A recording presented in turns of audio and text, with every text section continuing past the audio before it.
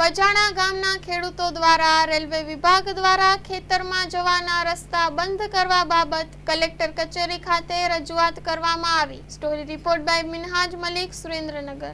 આજે જે બજાણા ગામની બજાણા સીમ જમીનનો જે પ્રશ્ન છે એને લઈ અને બજાણા ગ્રામ સમિતિના સૌ ખેડૂત આગેવાનો અને અમારી ખેડૂત હિતરક્ષક સમિતિના પ્રતિનિધિઓ અહીંયા કલેક્ટર સાહેબની કચેરી ખાતે ઉપસ્થિત છે। અમારી મુખ્ય સમસ્યા એ છે કે જે બજાણા રેલવે સ્ટેશન અને રેલવે ફાટકની વચ્ચેના ભાગથી જે અમારી સીમ જમીનના હયાત રસ્તા જે લીગલ પેજ ઉપર એટલે કે માપણી સીટ ઉપર હયાત છે અને જે રસ્તાઓનો ઉપયોગ કરી અને અમારા બજાણા ગામના સૌ ખેડૂતો પોતાની ખેતીની જમીનમાં વાવણી અને ખેતીના કામ માટે વર્ષોથી જતા હતા, એ રસ્તાઓ આજે બજાણાની જે રેલવેની આજુબાજુની રેલવેની હદની જમીનો છે એને જે કોર્ડન કરી દેવામાં આવી, એના કારણે હયાત રસ્તાઓ પણ બંધ કરી દેવામાં આવે છે।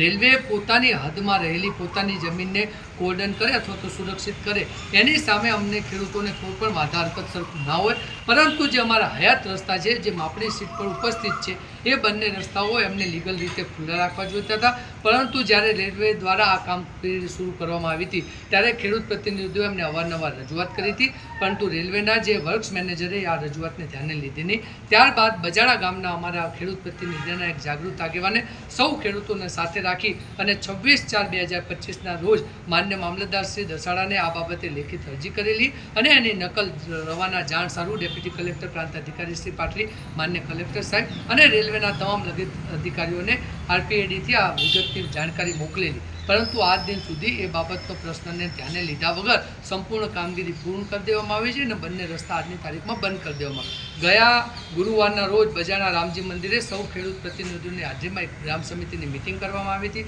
અને ત્યારબાદ સ્થળ સ્થિતિ પર રેલવેના અધિકારી એટલે કે રેલવેના PI સાથે પણ સ્થળ સ્થિતિની મુલાકાત કરવામાં આવી હતી, એમને પણ સાચી માહિતીથી અવગત કરવામાં આવ્યા। તેમ છતાં પણ આજ દિન સુધી 3 કે 4 દિવસ વીતવા છતાં રેલવેના કોઈ પણ અધિકારી દ્વારા ખેડૂત પ્રતિનિધિને કોઈ પણ બાબતની જાણકારી કરવામાં નથી આવી, એટલે ના છૂટકે આજે સંપૂર્ણ ખેડૂત પ્રતિનિધિઓ એટલે ગણ્યા ગાંઠિયા ખેડૂત પ્રતિનિધિઓ 35-40 આગેવાનો જ આજે અહીંયા ઉપસ્થિત છે, પરંતુ આ જે પ્રશ્ન છે એ 50થી 80થી 90 ખેડૂતોનો પ્રશ્ન છે અને જો આ પ્રશ્નનો હલ નહીં કરવામાં આવે તો આશરેથી 800થી 1000 વીઘા જગ્યા વાવણી વગર પડતર પડી રહે એવી સ્થિતિનું પણ નિર્માણ થવા પાડ્યું છે। એટલે આ કલેક્ટર સાહેબ પાસે અમે સમય માગ્યો છે। કલેક્ટર સાહેબશ્રીએ થોડી જ ક્ષણમાં અમને ઉપર બોલાવી અને અમારી રજૂઆત સાંભળવાનો માન્ય કલેક્ટર સાહેબશ્રીએ અમને સમય આપ્યો છે।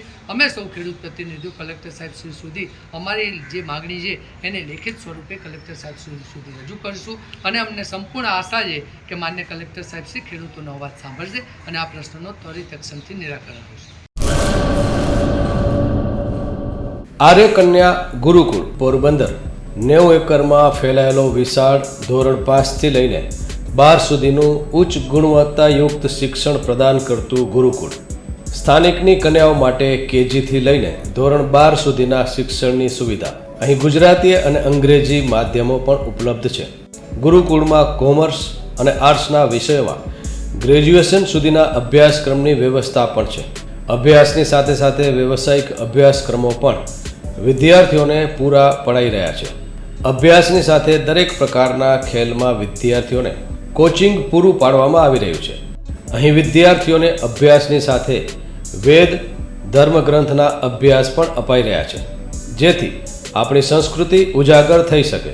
ગુરુકુળમાં અત્યાધુનિક ઢબે શિક્ષણ અપાઈ રહ્યું છે, જેથી છાત્રાઓ સમય સાથે તાલ મિલાવી શકે। અભ્યાસની સાથે સાથે સારા સંસ્કારોનું સિંચન કરવું તે ગુરુકુળની વિશિષ્ટતા છે, પરંપરા છે। આર્ય કન્યા ગુરુકુળ પોરબંદરમાં આપની દીકરીઓના એડમિશન માટે આજે જ સંપર્ક કરો 8258 030 33 8258 040 44।